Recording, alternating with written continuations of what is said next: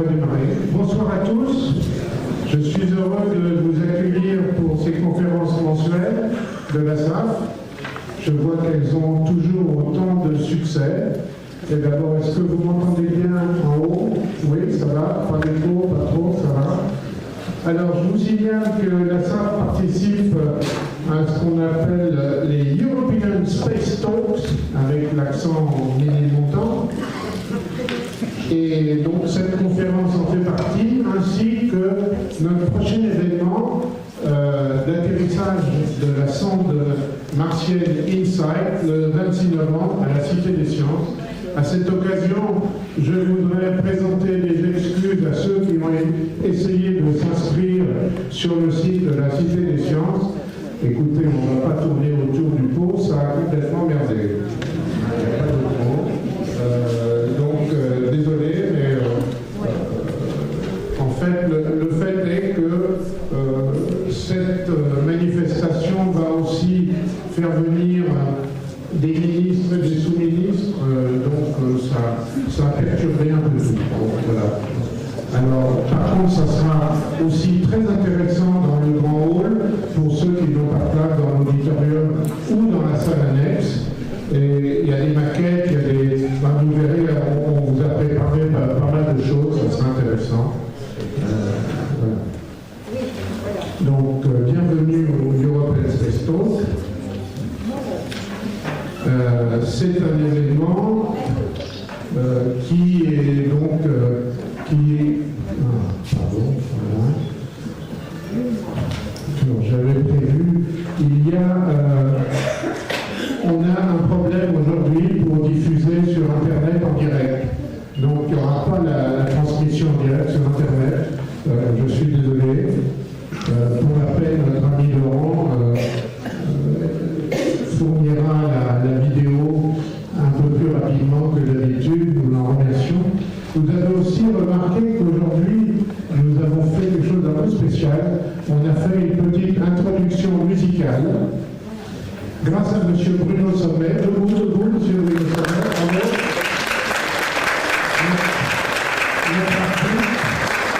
alors, si ça vous intéresse, eh bien, la prochaine fois, on peut continuer à faire un peu de musique avant de démarrer. Voilà, la musique adoucissant les mœurs. On a demandé tout le monde, et puis voilà. Voilà, ouais. Alors, bon, je voulais me présenter pour Internet, mais comme il n'y a pas Internet, vous me connaissez tous, je m'appelle Dr Martin, voilà. Et voici les prochaines conférences de la SAF.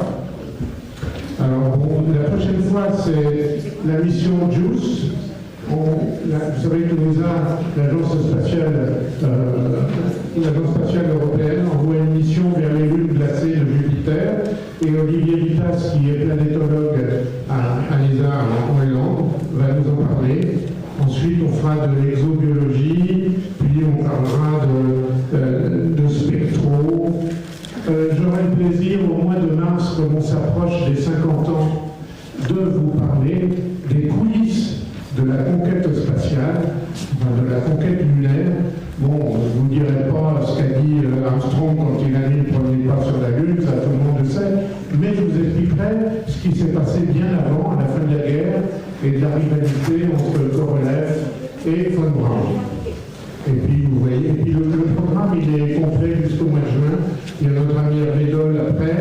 Ensuite, ça sera un sujet sur le James Webb Télescope, etc. Vous suivrez ça sur le site. Alors, voilà les conférences actuelles qui peuvent être intéressantes pour vous. Donc, notamment la mission d'Epi Colombo vers Mercure. Mercure, c'est une planète qu'on n'étudie pas très souvent. C'est très dur d'ailleurs pour y aller. On pourrait penser que c'est plus facile d'aller vers le Soleil que d'aller vers Saturne. C'est pas vrai. Parce que on ne veut pas rentrer dans le Soleil, on veut se mettre en orbite autour de Mercure. Donc il y a une conférence là-dessus au mardi de l'espace, c'est bien. Vous voyez encore d'autres choses. Alors, pour ceux qui s'intéressent à la métrologie, c'est comment on mesure. Et il y a un séminaire à l'Académie des sciences, le combien 4 décembre, à partir de 14h30. Je ne sais pas s'il reste des places, peut-être. Vous cliquez sur Académie des Sciences et vous vous inscrivez, même sur la liste d'attente. Ça vaut vraiment le coup parce que c'est un sujet intéressant. Vous savez qu'on va redéfinir certaines unités qui n'étaient pas définies à partir des constantes fondamentales, comme notamment le kilo. Le kilo, pour ceux qui ont des cheveux blancs, je vois qu'il y en a quelques-uns dans la salle, c'est toujours déposé au pavillon de Breteuil à Sèvres. Hein, donc, on va essayer de trouver une définition un peu plus amusante. Voilà, donc vous pouvez vous inscrire sur le site de l'Académie des Sciences, et ceux qui n'ont jamais vu cette merveilleuse salle de la salle des séances, ça vaut vraiment le coup. Alors voilà les photos de notre dernière conférence SAF. On avait eu Athéna Kousselis qui nous a parlé du système solaire externe et des possibilités de vie. Je vous rappelle qu'il y a des cours d'astronomie à la SAF donnés par Daniel Briot. Le prochain, c'est le 22 novembre. C'est le jeudi soir. Ici. Vous voyez tout ici. Il y a même des cours de cosmologie pour ceux qui veulent se perfectionner. Alors, cette année, c'est Jacques Frick qui nous parle d'introduction à la mécanique quantique. Donc, ça vaut le coup. Hein. Si vous ne comprenez pas tout ce soir, il faut venir au cours de Jacques. De plus, on fait aussi des cours de mathématiques pour la cosmologie. En plus de ça, là, c'est uniquement des maths. Alors là, c'est un peu plus costaud. La SAF ne fournit pas l'aspirine, mais quand même, c'est intéressant. Je voulais aussi vous parler d'un livre que la SAF édite en souscription. Vous avez vu peut-être les feuilles sur la table. C'est évidemment, ça ne vous a pas échappé que l'année prochaine, on fête les 50 ans des premiers pas sur la Lune. Et notre grand spécialiste, Olivier de Boursac, publie un merveilleux ouvrage à cette occasion. Et on le propose en souscription à 25 € au lieu de 35. C'est un bel ouvrage parce qu'il est grand. Et je vous rappelle que Olivier de Boursac est spécialiste des missions Apollo. Et la NASA lui a demandé de retraiter toutes les images des missions Apollo. Vous savez, normalement sur les photos des missions Apollo, il y a des petites croix, il y a des petites saloperies, etc. Et il a retraité toutes les images, il a fait des beaux panoramas, et ça sera aussi dans son bouquin. Donc si ça vous intéresse, vous pouvez vous inscrire pour la souscription. Alors la prochaine fois,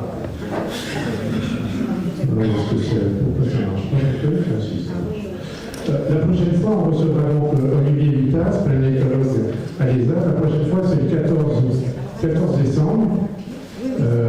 Et la réservation, comme toujours, c'est à partir de demain matin. C'est fini. La souris, elle ne marche pas. Oh. Bon, vous voyez là, d'accord. Alors ce soir, on a le plaisir de recevoir Sarah Bosman, qui est une astrophysicienne belge. Oui, personne n'est parfait. Hein. Mais pour se faire pardonner, elle a fait toutes ses études en Angleterre, master et doctorat, où ça, au seul endroit extraordinaire pour la Cosmo, à Cambridge. Hein. Donc elle est docteur de Cambridge, et elle a travaillé avec Stephen Hawking.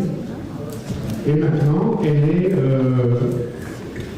astrophysicienne à l'UCL, University College of London. C'est ça? Voilà.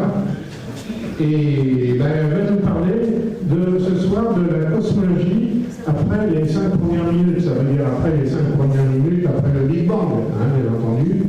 Et ben, on est pendu à sa lèvre. Je lui laisse la parole. Merci à vous.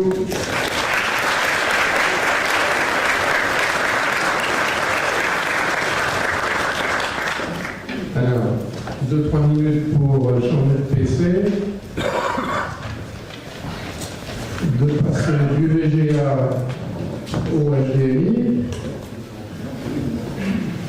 J'ai arrêté mon truc, voilà.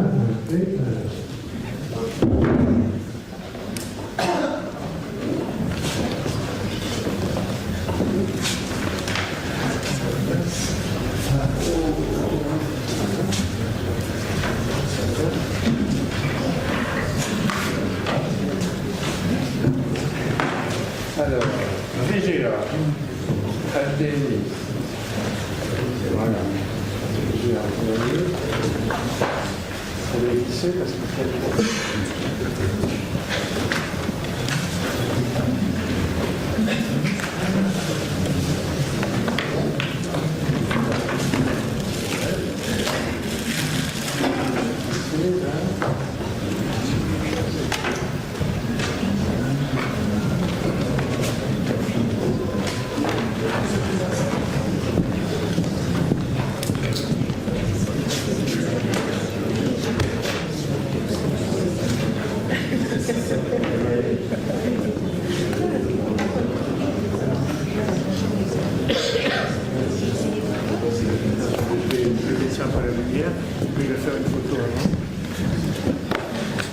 Le micro, vous l'avez?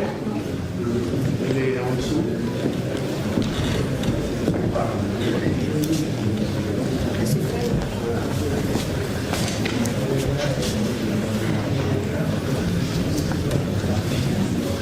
Vous parlez près du micro, il est allumé.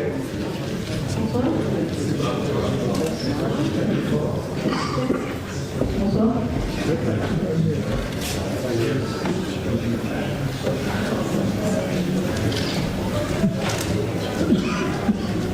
Allez.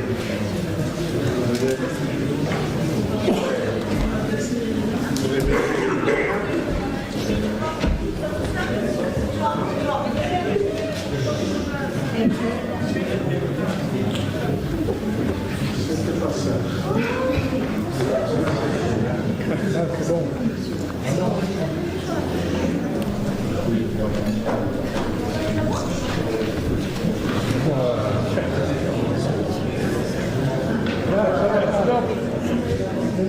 Je peux pas faire moins que ça.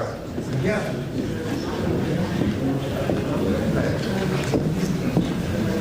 Bonsoir, je m'appelle Sarah Bosman, je suis cosmologue à UCL. Plus fort et plus près du micro, s'il vous plaît. Merci d'être tous là ce soir. C'est ma première conférence en français, donc vous me pardonnez les anglicismes si j'en fais trop. Et ce soir, je vais parler donc de la cosmologie après les 5 dernières minutes, l'histoire de l'univers en excluant les tout débuts. Excusez-moi, vous entendez là-haut?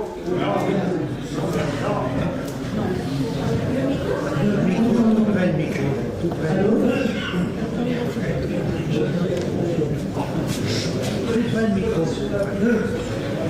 Ça va mieux là? Tout près. Bon, bonsoir, donc, je m'appelle Sarah Bosman, je suis cosmologue à UCL. Et ce soir, je vais faire un petit récapitulatif de ce qu'on sait de l'histoire de l'univers et de la cosmologie, en excluant les 5 premières minutes après le Big Bang, pour des raisons qui seront évidentes. L'univers est rempli d'une quantité immense de choses, que ce soit des montagnes, la mer, des gens, des arbres, la vie sur Terre, et tout cela est coincé à la surface d'une toute petite planète. Il suffit de regarder vers le ciel pour voir qu'il y a beaucoup plus dans l'univers que ce qu'on voit autour de nous. Notre étoile la plus proche, le Soleil, et bien sûr la nuit, beaucoup d'autres étoiles qui sont elles aussi des étoiles comme la nôtre, la plupart d'entre elles entourées de planètes comme notre Soleil est entouré d'un système solaire. Et toutes les étoiles que l'on voit dans le ciel la nuit font toute partie de notre galaxie, la Voie lactée, qui en compte à peu près 40 milliards. Mais même en dehors de notre galaxie, on sait depuis à peu près 70 ans qu'il existe beaucoup d'autres galaxies en dehors de la Voie lactée. Il suffit de choisir un petit point entre les étoiles de la Voie lactée, pointé dans un endroit qui, à nos yeux, semble complètement noir.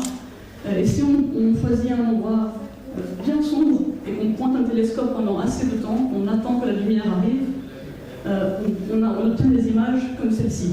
du télescope spatial Hubble, le Deep Field. Et maintenant, dans cette image, on voit en dehors de notre galaxie, et chaque point sur cette image est une galaxie en elle-même.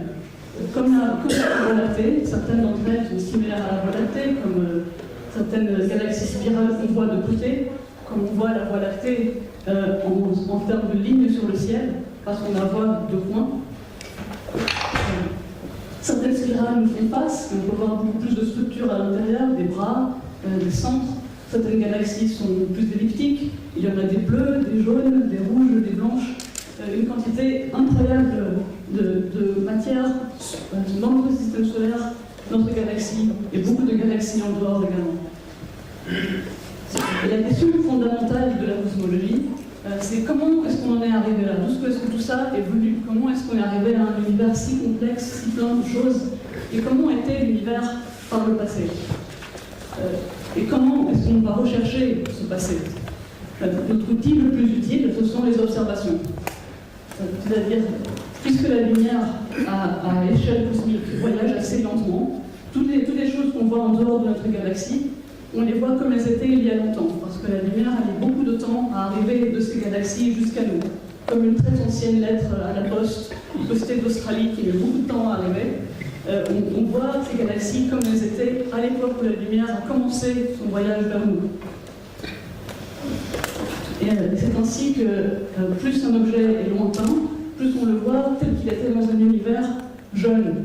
C'est-à-dire que, et comme, mais malheureusement, plus les objets sont lointains, moins ils sont brillants. C'est-à-dire que comme un archéologue qui a besoin de creuser de plus en plus profond pour trouver des couches de l'histoire de plus en plus anciennes, les cosmologues ont dû avoir des télescopes de plus en plus puissants pour des objets de plus en plus faibles et voir des couches de plus en plus anciennes de l'univers, des couches de plus en plus primordiales, avec un univers de plus en plus ancien comparé à nos jours. Et on s'est rendu compte très vite que l'univers n'était pas le même dans le passé. Les objets qu'on voit à une certaine distance, si on prend tout l'univers qui est distant à une certaine époque, ne contenaient pas les mêmes galaxies, les mêmes types d'étoiles qu'on a aujourd'hui. Il pouvait y avoir moins de galaxies elliptiques, plus de galaxies spirales, différentes tailles de galaxies, différents types, plus de galaxies régulières, etc. Et grâce à cette progression incroyable des 40 dernières années, tous les télescopes successifs que les astronomes ont obtenus, on a pu reconstituer couche par couche, époque par époque, cette histoire de l'univers et toutes les phases par lesquelles il est passé. En plus de ces observations, récemment, ça fait un des grands triomphes des 10 dernières années en cosmologie, a été l'apparition de supercalculateurs assez puissants pour tester nos théories avec des univers fictifs. C'est-à-dire qu'après avoir obtenu ces observations de l'évolution de l'univers, les cosmologues ont créé des théories pour expliquer ce processus, cette évolution. Mais pour tester ces processus et ces équations, il fallait vraiment des supercalculateurs qui tiennent en compte tout et qui puissent être assez puissants pour recréer des univers entiers, voir si nos théories marchaient. Ici, par exemple, je montre une petite galaxie d'une simulation qui est assez semblable à celle-ci. On en verra plus tard. Mais bien sûr, le grand avantage des simulations, c'est qu'on peut accélérer le temps. Quand on voit l'univers couche par couche, chaque galaxie en elle-même ne change pas. Si on revient le jour d'après, c'est toujours la même. C'est seulement d'une époque à l'autre qu'on voit cette évolution. Si on veut voir comment une galaxie se transforme au fil du temps, il faut accélérer le film. Et c'est à ça que servent les simulations. On peut voir cette évolution de façon plus pratique que simplement avoir des images séparées. Donc ce soir, je vais vous résumer les résultats de ces 20 dernières années de cosmologie observationnelle après les 5 premières minutes.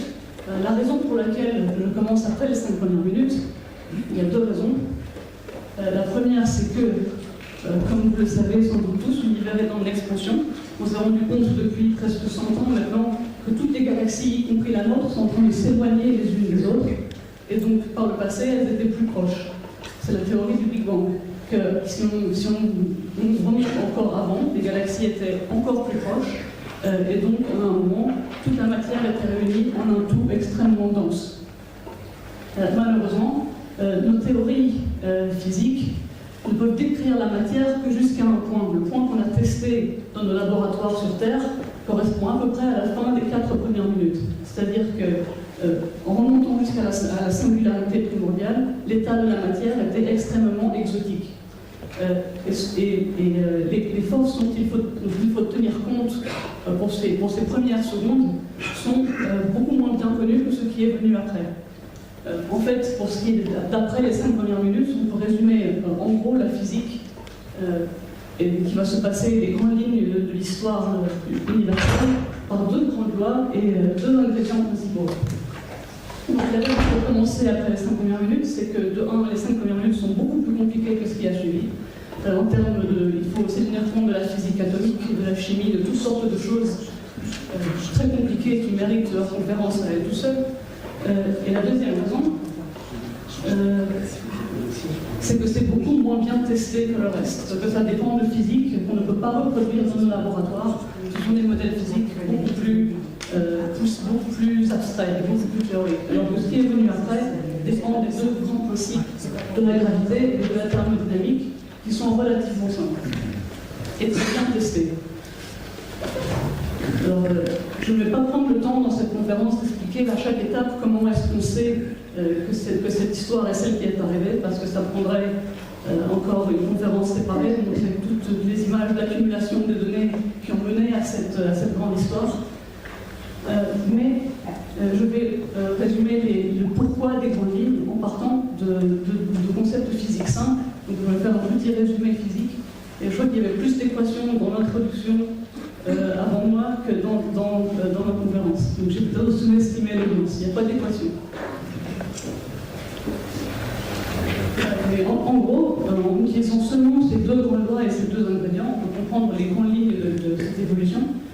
Les 2 grandes lois dont il s'agit sont la gravité et la chaleur, c'est-à-dire la thermodynamique, c'est-à-dire l'électromagnétisme, c'est-à-dire 2 forces qui, toujours dans l'histoire de l'univers, vont s'opposer.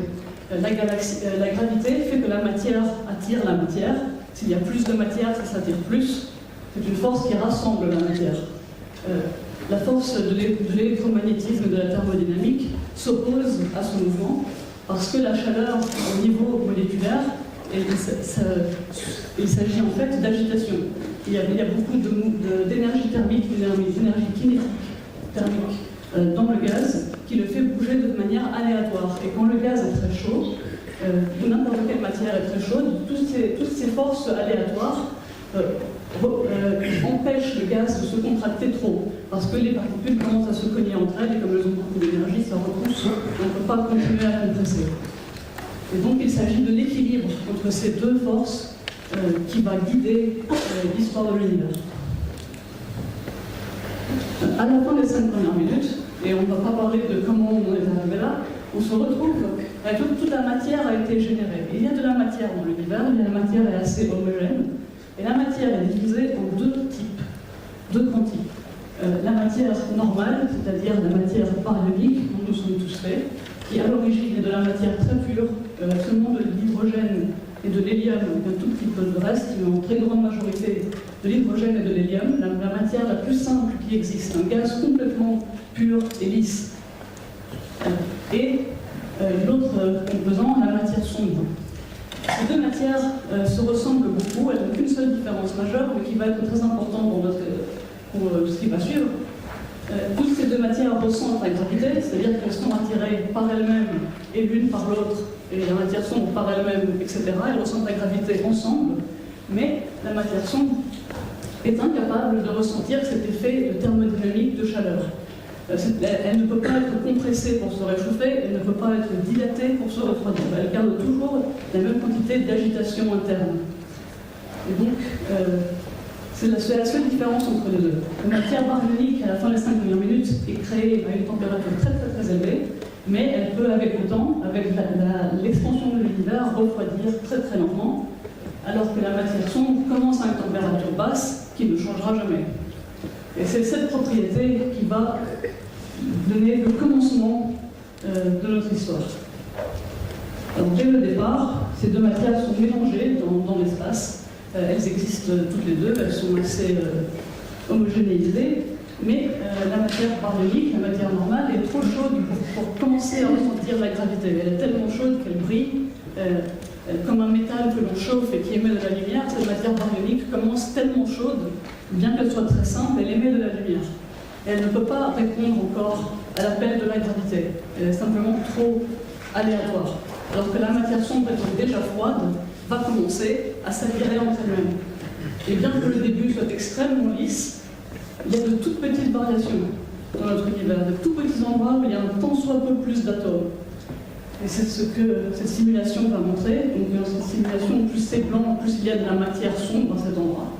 Et dans les vues très très lisses, la matière sombre va commencer à s'attirer elle-même. Donc à chaque endroit où il y avait un tout petit peu plus de matière au début, va commencer à siphonner ce qu'il y a autour et à se rassembler dans cette immense structure avec des nœuds, des filaments et des vides que l'on appelle la toile cosmique. C'est la plus grande et la plus ancienne structure de l'univers. Elle a commencé à se créer dès que la matière sombre existait. Et elle continue jusqu'à nos jours de remplir l'univers et de relier tous ces centres un peu plus lourds que le reste. À l'époque, la matière baryonique emplissait aussi cet espace, mais elle était tout simplement trop chaude pour réagir et pour former ces structures. Donc au début, la toile cosmique était constituée uniquement de matière sombre. Là, on zoome pour montrer certains filaments, des corps un peu plus, des nœuds un peu plus épais que les autres, et plein de petits points. Donc si je remets du début, on peut voir que dans les vues très très lisses, dès qu'il y a une toute petite perturbation, ça va commencer à s'attirer. Parce que si vous êtes au début de l'univers et qu'à côté de vous, d'un côté, c'est un tout petit peu plus lourd qu'à droite, vous allez aller du côté où c'est plus lourd. Et très vite, on a cette toile qui se forme. Donc pendant ce temps, la matière baryonique ne fait pas grand-chose. Voici une simulation plus détaillée de cette toile au tout début, qui montre ces filaments, ces petites bulles, ces nœuds.